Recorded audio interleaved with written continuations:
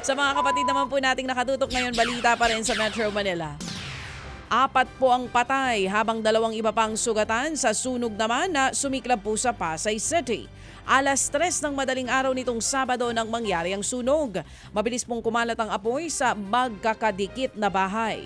Pahirapan sa pagresponde mga bumbero dahil sa makipot na eskinita. Ang ilang residente nag-igib na nga ng tubig sa kalapit na ilog para makatulong pero hindi nasagip ang 4 na natrap sa kanilang tahanan. Nasa 35 bahay naman ang natupok ng apoy. Apektado sa sunog ang 50 pamilya.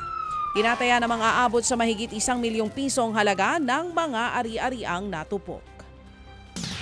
Nagkaroon din po ng sunog sa boundary ng Barangay Pag-asa at Project 6 dyan po sa Quezon City.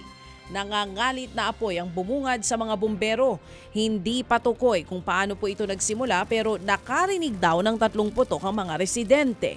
Sakto namang bumuhos ang ulan kaya inakala raw nilang kidlat lamang ito.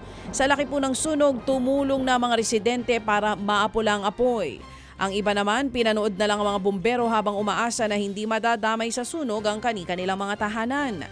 May mga residente rin na nagkanya-kanya na ng hakot ng gamit. Mahigit 1 oras bago idineklarang fire out ang sunog. Iniimbestigahan pa ng mga otoridad ang lawak ng pinsala at ang halaga ng mga natupok na ari-arian. Nagdeklara naman po ng dengue outbreak ang Quezon City LGU dahil pa rin sa patuloy na pagdami ng kaso nito sa lungsod. Sa tala nga po ng kanilang LGU mula January 1 hanggang kahapon, umabot na sa halos 1,800 ang dengue cases sa lungsod ng QC. Karamihan sa mga kaso, mga batang edad 5 hanggang 17. 10 naman po ang namatay kung saan 8 ay menor de edad.